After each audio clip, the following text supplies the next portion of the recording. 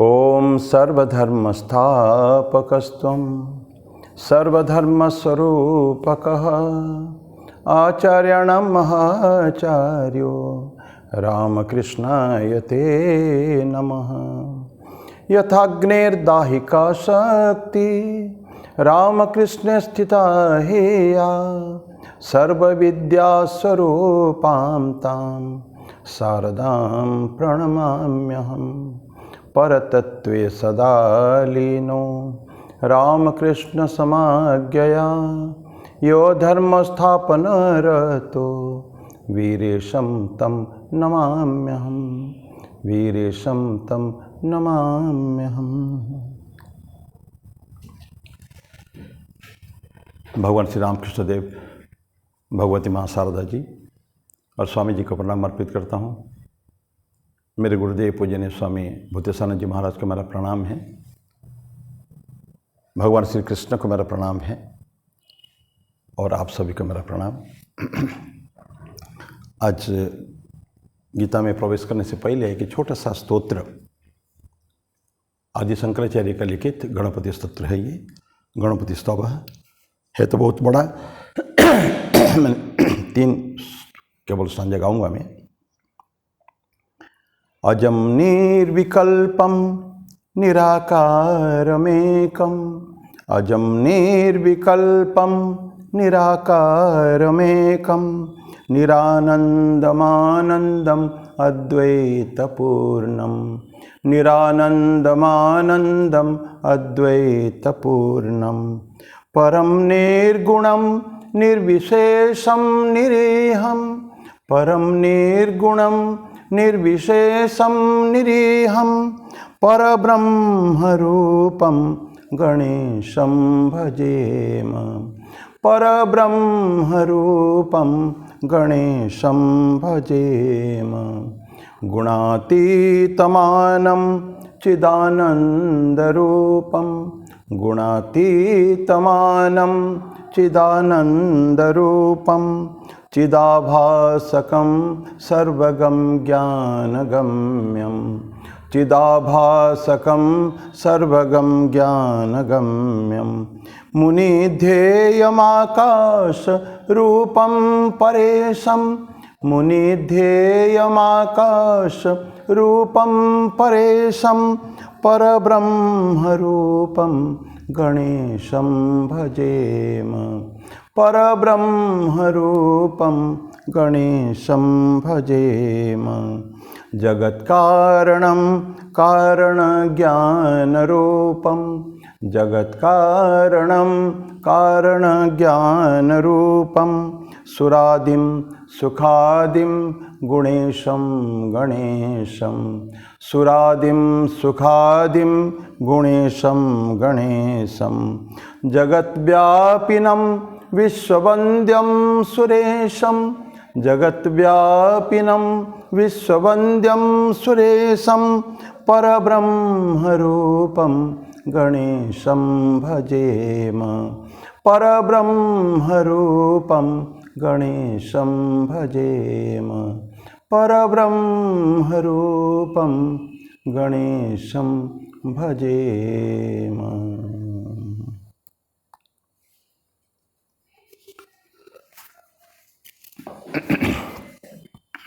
आदि शंकराचार्य अद्वैत के महान इज द प्रोपाउंडर ऑफ अद्वैत वेदांत। लेकिन ये गणेश जी के, मदर के, गंगा, यमुना, ये सब कितना अष्टकम और सौंदर्य लहरी, ऐसे कितनी सारे स्तोत्रों उन्होंने रचना की है देवदेवियों के ऊपर। यद्यपि he was basically an Advaitist. Wonderful, बहुत सुंदर सुंदर श्लोक हैं। तो हम भगवद गीता में प्रवेश करते हैं। लास्ट टाइम हम लोगों ने 14वां श्लोक पढ़ा था। अहम वैश्वानरो भूत्वा प्राणिनाम देहमाश्रितः प्राणापान समायुक्तः पचाम्यन्नम चतुर्विधम। मैं वैश्वानर बन के, जस्ट 2 मिनट रिकैपिचुलेशन, पुनरावृत्ति।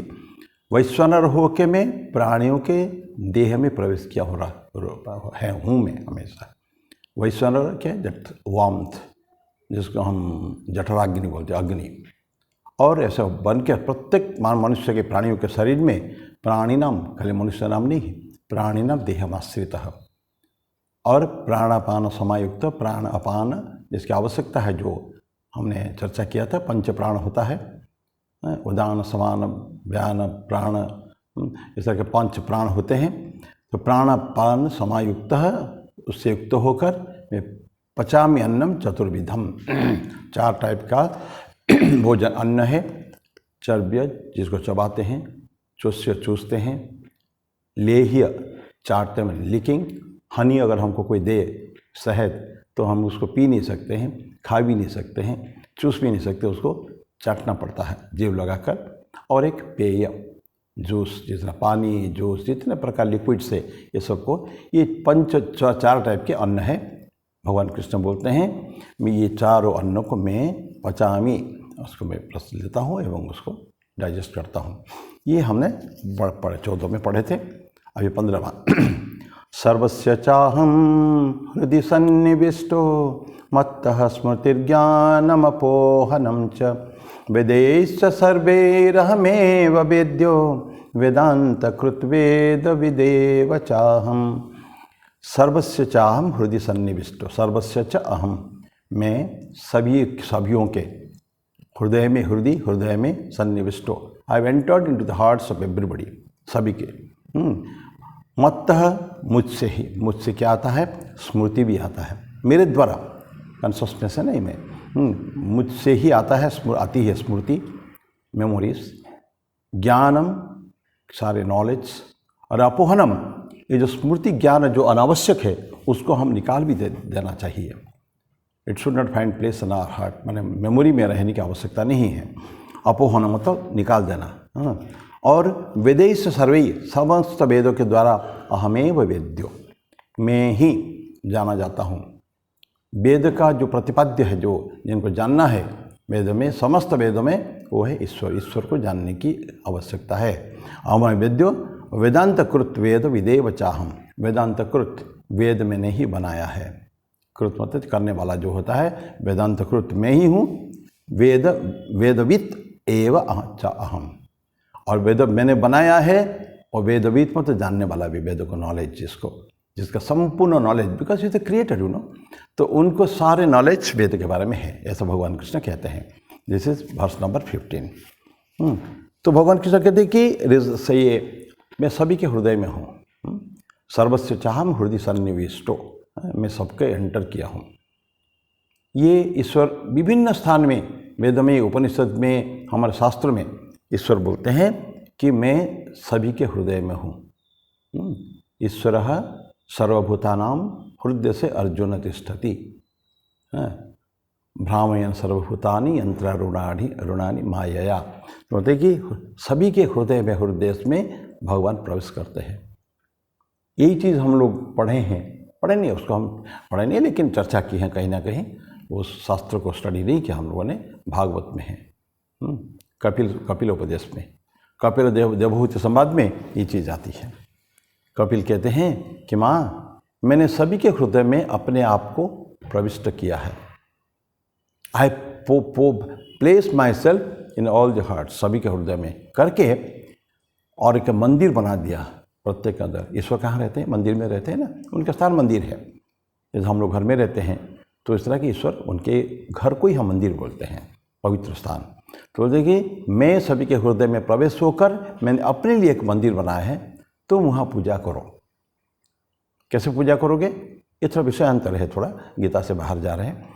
पूजा कैसे करो? दान मानाभ्याम, अरह्यत दान मानाभ्याम, दान देकर और सम्मान के साथ, और मैत्रिया अभिन्नेन चक्षुषा, मैत्री भाव से, मित्रवत, मैं सभी का मित्र हूँ, तुम मेरे को मित्र भाव से सोचो। मैत्री अभिन्नेन चक्षुषा, अभिन्न चक्षु नहीं, भिन्न चक्षु में नहीं करने का है, माने कि ये somebody else, ये somebody else, no, all are equals, सभी कुछ सब बराबर है उसमें। तो मेरे उसी हिसाब से मैंने अपने आप को स्टेशन किया है, आप मेरे को पूजा करो। कोई डिस्क्रिमिनेशन नहीं होना चाहिए, भेदभाव नहीं होनी चाहिए कभी भी। तो ये चीज़ आपको ध्यान, इधर माँ देवहूति को कपिल इसको समझाते हैं। तो भगवान कृष्ण यहाँ कहते हैं कि सर्वस्य चाहम सर्वस्य च अहम हृदय में सन्निविष्टो, मैं स्थापित हूँ वहाँ। तो किस भाव से उनको? कॉन्शसनेस, चेतन सत्ता, चैतन्य। जड़ और चेतन दो बात करते हैं ना हम लोग। जड़ मतलब जिसमें चेतन शक्ति नहीं है, और चैतन्य सत्ता। The whole creation is a consciousness, ये कॉन्शसनेस, चेतन सत्ता। ये तो हम प्राणी दिखते हैं केवल, लेकिन ईश्वर ने जो क्रिएट किया वो सारे सब चेतन है ईश्वर के रास्ते में। तो ये बोलते हैं कि मैं कॉन्शसनेस की भाव से, चेतन शक्ति के हिसाब से, भाव से मैं समस्त के हृदय में हूँ। और स्मृति हमने पढ़ा, स्मृति और ज्ञान, मेमोरी। हमारे बहुत मेमोरी है ना, अनंत जन्म का संस्कार है, तो सब मेमोरी में है हमारे। बोलते हैं कि मेमोरी भी मुझसे आती है, मुझसे संभव है ये कॉन्शसनेस। और ज्ञान, नॉलेज क्या होता है? ये अंडरस्टैंडिंग। क्या अंडरस्टैंडिंग है? और हाउ टू रिएक्ट विभिन्न परिस्थिति में, परिवेश में हमारा व्यवहार कैसे होना चाहिए, ये सब भी ये ज्ञान है। ज्ञान का एक अलग मीनिंग हम जानते हैं, लेकिन यहाँ उस ज्ञान के साथ ये भी है कि सारे सृष्टि के बारे में जानना, सारे क्रिएशन क्या है, उसका फंक्शंस क्या है, उसके बाद उसको जानना उसके बारे में, और किस परिवेश में क्या करना है, किस परिस्थिति में क्या करना है, ये पावर भी मुझसे आता है। तो स्मृति आती है मेरे को, समस्त स्मृतियाँ कॉन्शसनेस के कारण। जब चेतन सत्ता नहीं रहेगी तब स्मृति भी नहीं रहेगी। जब चेतन शक्ति नहीं रहेगी, ये अंडरस्टैंडिंग भी नहीं रहेगी, because everything will be dead, जड़ हो जाएगा। फिर चेतन अचेतन हो जाएगा, फिर हम कुछ नहीं।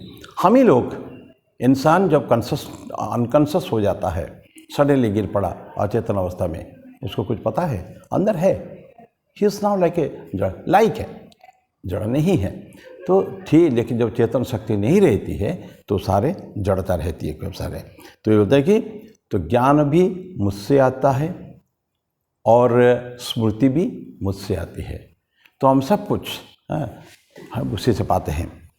और उसके भगवान ये भी कहते हैं कि इनका लोभ भी हो जाता है मेरे के कारण। ये देखिए कैसी कैसी बातें भगवान कहते हैं। क्यों लोभ क्यों हो जाना चाहिए? जो आवश्यक बातें हमारे घर में जैसे है, कुछ आवश्यक सामग्री हम लोग रखते हैं, जो अनावश्यक उसके फेंक देते हैं।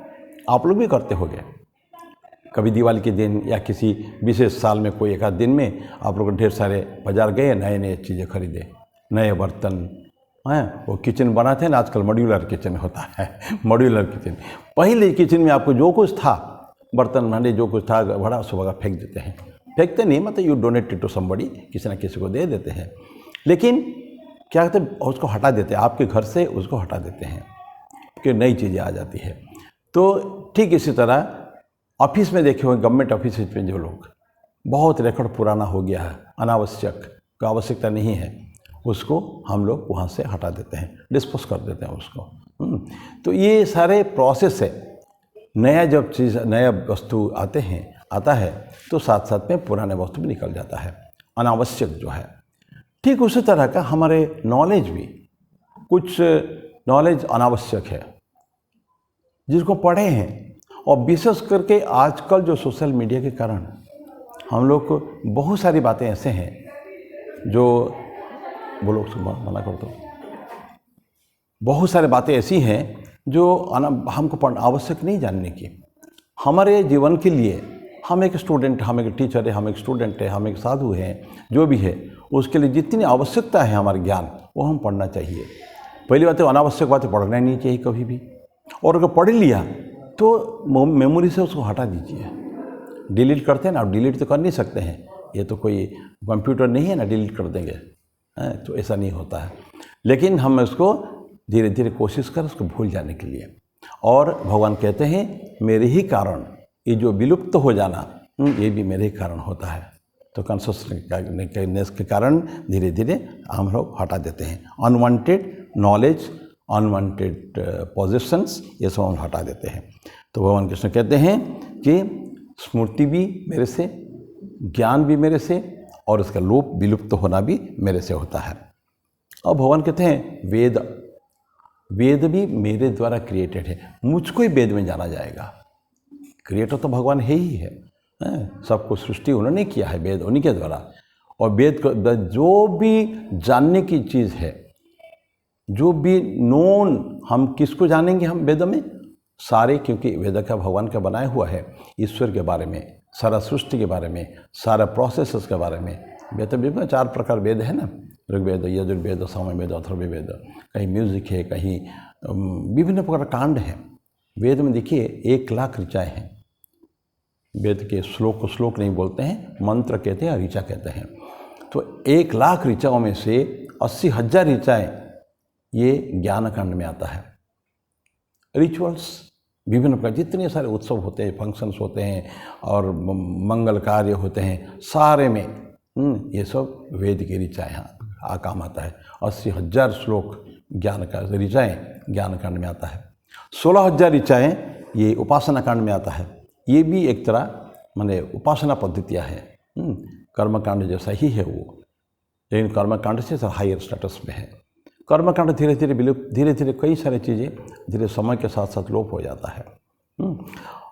और 4,000 जो ऋचाएँ हैं ये है आपके उपनिषद या ज्ञान कांड।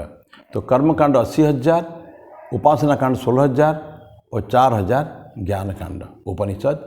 दैट इज़ इटर्नल ट्रूथ, शाश्वत जो सत्य है वो उपासना कांड में आता है वो। तो भगवान कृष्ण कहते हैं ये सारे चीज़ों में आप जानोगे मेरे को।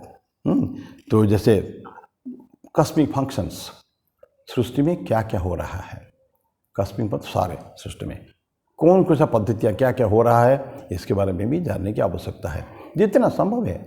इट्स नॉट पॉसिबल कि सच ऑनेस्टली स्पीकिंग कि अगर कहेंगे हम सब कुछ जानेंगे, नहीं, जितना संभव है हम इतना तो जाने ईश्वर के बारे में। मुख्य मुख्य बातें सब जो प्राइमरीली हमको जानने की आवश्यकता है as a Hindu, as a shastra, माने हमारा शास्त्र है ये, वेद हमारे धर्म ग्रंथ है, उसके बारे में जो जानने की आवश्यकता है उसको हम जानेंगे, तो ही जानेंगे। और परमात्मा ये हम देखिए सारे सृष्टि में जो कुछ देखते हैं ये ऐश्वर्य है ईश्वर के, ग्लोरी ऑफ गॉड, ईश्वर सबको जहाँ भी देखिए सर्वत्र क्यों बनाया है।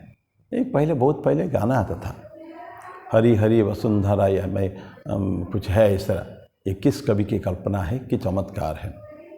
ये चारों तरफ जो हरियाली है, जंगल है, वन है, पहाड़ है, लगता है कितना सुंदर लगता है। कभी कभी मन मुग्ध हो जाता है सचमुच।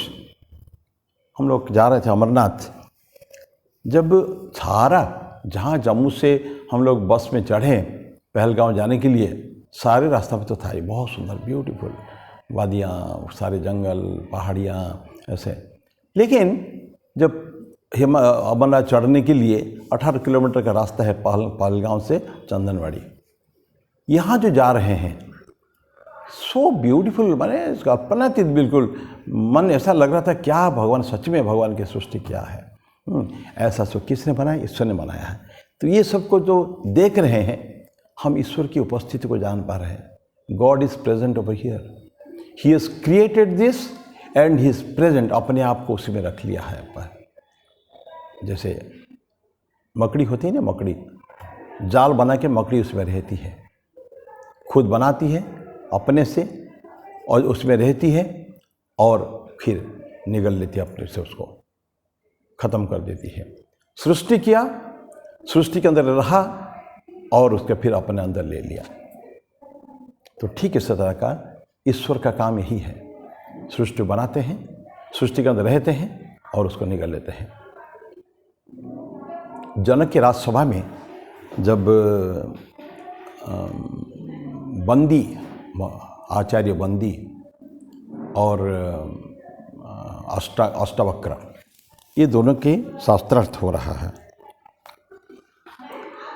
ये आप जानते होंगे, आचार्य जनक के जनक तो महान तो ज्ञानी थे, उनके राज्यसभा में हमेशा चलता रहता था ये सब, माने शास्त्रार्थ वगैरह, बड़े बड़े मुनि ऋषियों को, बड़े बड़े ज्ञानियों को बुलाकर और वो शास्त्रार्थ कराते थे। उसमें सभा में एक महान अहंकारी थे, उनका नाम था बंदी, आचार्य बंदी। उनके ज्ञान का बहुत अहंकार था, महाज्ञानी थे, बहुत शास्त्रार्थ में अक्सर जीतते थे। लेकिन उनका एक अजीब कंडीशन था जो मेरे से ये हम दोनों का शास्त्रार्थ हो रहा है, जो हारेगा वो जल समाधि लेगा। और उनको उनके ज्ञान का अहंकार था, बहुत सारे लोग उनसे हार चुके थे, हार कर जल समाधि ले चुके थे। अष्टावक्र ऋषि के पिता काहोड़, वो भी इसी तरह का उनके साथ जो हो रहा था शास्त्रार्थ, उसमें भी अष्टावक्र तब जन्म नहीं हुए थे हैं, तो उनका पिताजी काहोड़ भी उसी तरह का, उनको भी मृत्यु हुई थी। तो अभी अष्टावक्र बड़े हो जाते हैं, यंग अभी भी युवा, बिल्कुल छोटा बालक, बिल्कुल बालक ज्ञानी हो जाते हैं।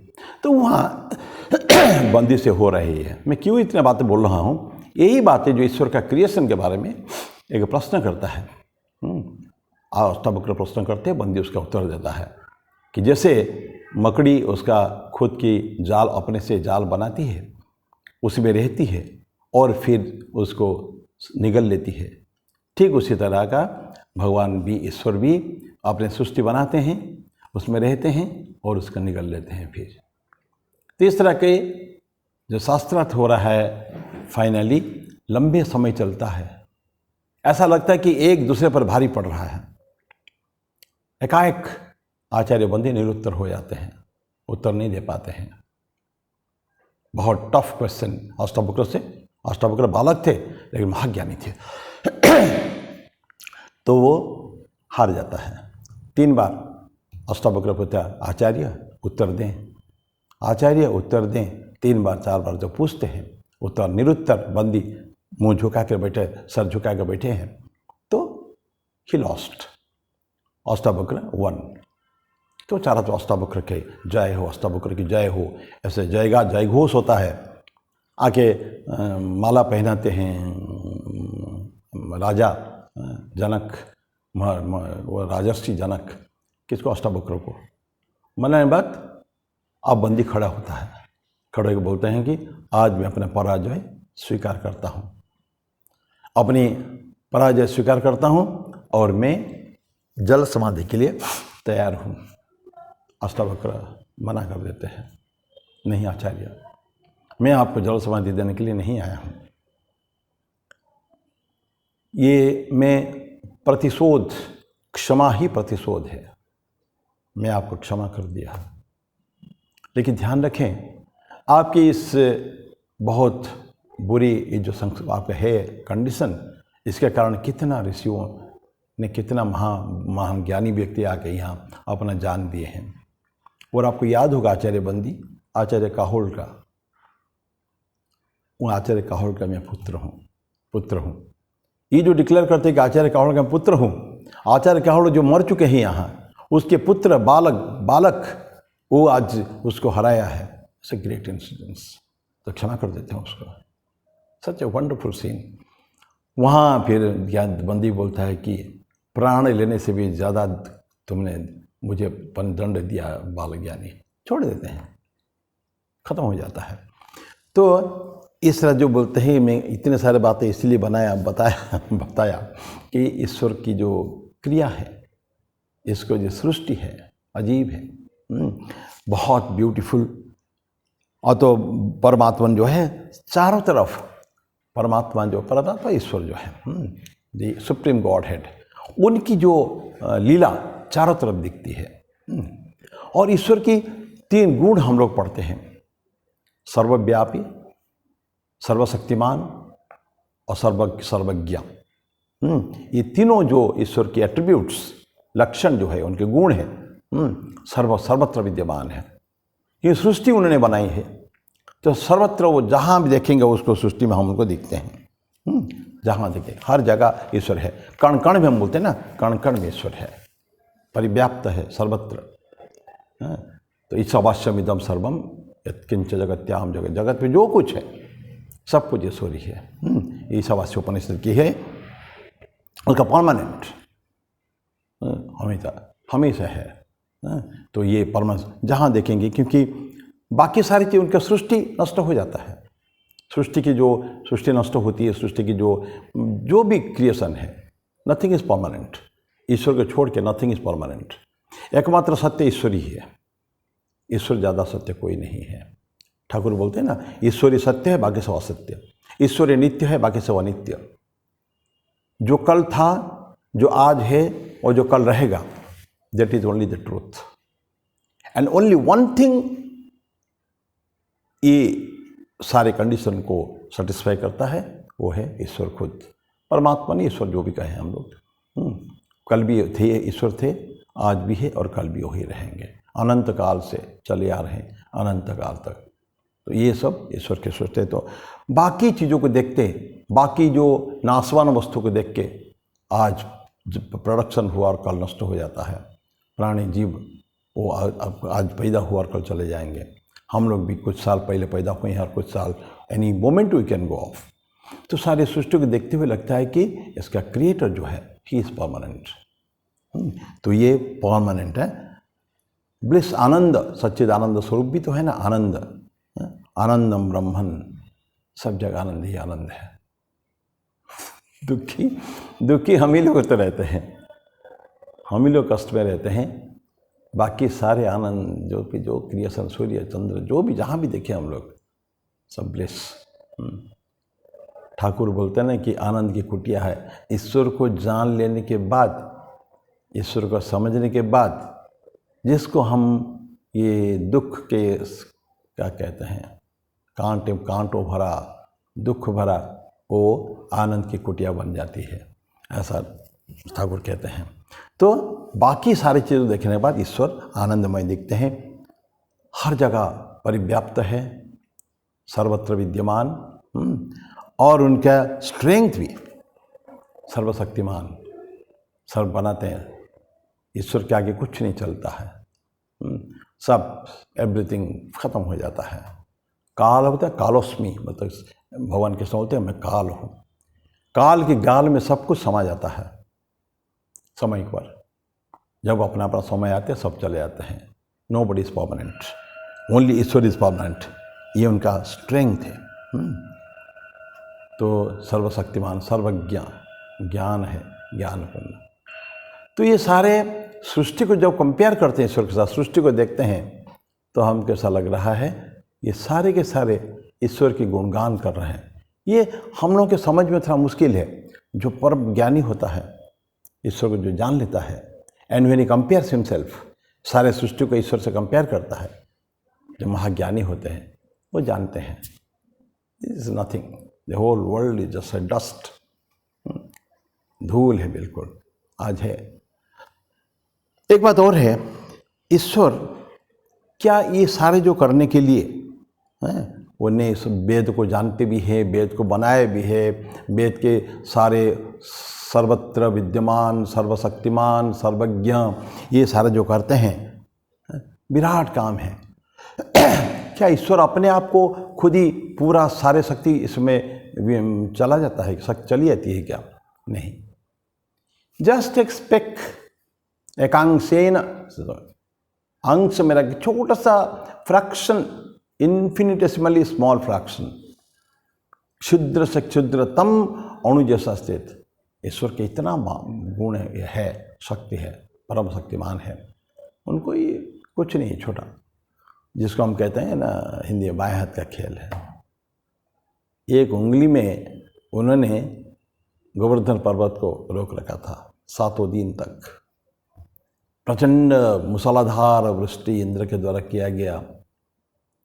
सारे मथुरा वृंदावन जो ब्रजवासी जितने थे सब उस पहाड़ी के नीचे, और किसके ऊपर रखा उन्होंने? एक उंगली, छोटी सी, दिस स्मॉल फिंगर।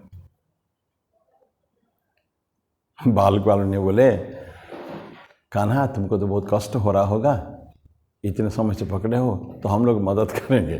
कृष्ण बोलते नहीं, बहुत जिद किए, बड़े बड़े डंडे सब थे सबके पास, बोले तुम तो उंगली में पकड़े हो, हम लोग डंडा में पकड़ते हैं, करो ठीक है। सारे डंडा, हजारों डंडे में पर्वत के नीचे भगवान कृष्ण ने उंगली थोड़ा हटाया, पर्वत नीचे आने लगा। तो सब समझ गए कि ईश्वर की शक्ति कितनी है। ईश्वर की शक्ति इस तरह का कहानियों के थ्रू हमको मिलता है। भगवान कृष्ण की कहानी पढ़े ना हम लोग, छोटा बच्चा जन्मो है, अभी जन्मो है, 7 दिन भी नहीं हुआ, पुतना आई है उसको मारने के लिए, जहर स्नान में जहर घोल के आई है, उसको दो स्तनपान कराएगी, हलाहल मल के आई है। अब भगवान कृष्ण ने बालक जो स्तन उनको मुंह में लगा दिया तो चूसने लगे और उसका प्राण चूस लिया। छोड़ छोड़ कान्हा छोड़ छोड़ करके चिल्लाती है वो। कहाँ कान्हा छोड़ने वाले हैं, जो पकड़ लिया हो छोड़ने वाले नहीं है, और उसका नाश कर दिया। तो ये शक्ति ईश्वर की तो इनके बाल लीला में देख रहे हैं सिर्फ केवल। इज ए बॉर्न चाइल्ड, एक दिन उसको मृत्यु होना है, लेकिन वो दिखा दिया उन्होंने। और अनंत ऐसी लीलाएं हैं ईश्वर की, विभिन्न अवतार में विभिन्न लीलाएं हम लोग देख रहे हैं। तो ये ईश्वर के सर्वशक्तिमत्ता जो है ये हमको बताता है। ये तो बोलते हैं कि एकांशेन स्थित जगत, ये ईश्वर के केवल छोटा सा अंश में ही ये सारे चीज़ हमको देखता है। तो भगवान कृष्ण जो बोले हैं श्लोक में, वेदांतकृत वेदविद च अहम, मैं वेद, सारे वेद में जो प्रतिपाद्य विषय है वो मैं ही हूँ, मैं ही जाना जाता हूँ सारे वेदों के द्वारा, और वेद बनाया मैंने हूँ, इससे उन्हें तो बनाया है, और वेद के मैं बनाया मैं हूँ, और मैं वेदविद भी हूँ, जानता भी हूँ। नेचुरल जो क्रिएट किया वो तो जानेगा ही जानेगा। तो ये भगवान कृष्ण है। तो फिर श्लोक को पढ़ते हैं, बहुत सुंदर श्लोक है ये। सर्वस्य चाहम हृदय सन्निविष्टो मत्तः स्मृति ज्ञानम अपोहनंच वेदैश्च सर्वैरहमेव वेद्यो वेदांत कृत वेद विदेव चाहम। तो ये सारे बाकी इन्फिनिट अनंत है ईश्वर, उसमें से सृष्टि केवल थोड़ा सा ही, केवल बहुत छोटा सा अंश है। अब next coming to 16 verse number, उनके थोड़ा भगवान कहते हैं उस कैसे ब्रह्मन के बारे में थोड़ा बताते हैं। द्वाविमो पुरुषो लोके क्षरश्चाक्षर एव च क्षर सर्वाणि भूतानि कूटस्थो अक्षर उच्यते। बोलते हैं कि दो इमो पुरुषो लोके, दो पुरुष होते हैं पुरुषो लोके, क्षरश्चाक्षर एव च, क्षरः च अक्षर एव च, क्षर भी है और अक्षर, दो प्रकार पुरुष है। क्षर सर्वाणि भूतानि कूटस्थो अक्षर उच्यते, सारे भूत सृष्टि के जितने जीव हैं तो सारे बोलते हैं कि ये क्षर है, और अक्षर कौन है? कूटस्थ, जो माया शक्ति जीवात्मा ईश्वर वो है कूटस्थ बोलते हैं कि। ये 16वां श्लोक है। तो द्वैविमो पुरुषो लोक है, इस श्लोक में दो पुरुष से बोलते हैं कि जीवात्मन क्या है? एक जीवात्मा परमात्मा दो है ना। जीवात्मन इंडिविजुअलाइज्ड कॉन्शसनेस से जीवात्मा भी है, बिकॉज परमात्मा की एक छोटा सा पोर्शन जीवात्मा है, एक स्फुलिंग, एक कण जब पैदा होता है, जो संस्कार चारों तरफ एक आवरण बन जाता है, ये कब हुआ? Nobody can tell. क्यों हुआ? That's a question, it's eternal question, कि जो अजन्मा, जो अमर है, बहुत सारे जो नित्य शुद्ध बुद्ध मुक्त चैतन्य स्वरूप जो आत्मा है, वो आज पैदा कैसे हुआ? जो मुक्त है, बंधन में कैसे आया? How, when it came? ये वही क्वेश्चन, पहले मुर्गी है कि पहले अंडा है? Nobody can answer this question, कब आया? लेकिन आया है। तो जब आया है, इट हैज़ टू गो। एक बार जल बिंदु बाष्पीभूत होकर जल का कुछ पोर्शंस सूर्य किरण के द्वारा बाष्पीभूत होकर ऊपर चले गए हैं, बादल बन गए हैं। वो बादल ऊपर नहीं रहेंगे, बादल को आना है नीचे फिर अगेन। जहाँ से गए हैं, बिछुड़े हैं, तो विच्छेद हुआ है, वहाँ से फिर मिलन भी एक दिन होगा। तो इस तरह का ध्यान रखें। तो वही जलबिंदु जो बाष्पीभूत हुए थे, जो मेघ बन के घूम रहे थे चारों तरफ, बादल, और बादल फिर कंडेंस होके they will again come back to their own source, जहाँ से गए थे फिर वहीं आ जाएंगे। तो ये जैसे वो एक खाली उपमा मैंने दी है, तो ईश्वर की क्रिएशन ठीक ऐसे ही है। ये जो कॉन्शसनेस जीवात्मा जिसको कहते हैं, परमात्मा के पोर्स जीवात्मा, तो वो इंडिविजुअल एक व्यक्ति बन गया है, वो एक कॉन्शसनेस बन गया है। उसका एक बिगिनिंग भी है, उसका एक एंड भी है। किसका? जीवात्मा का।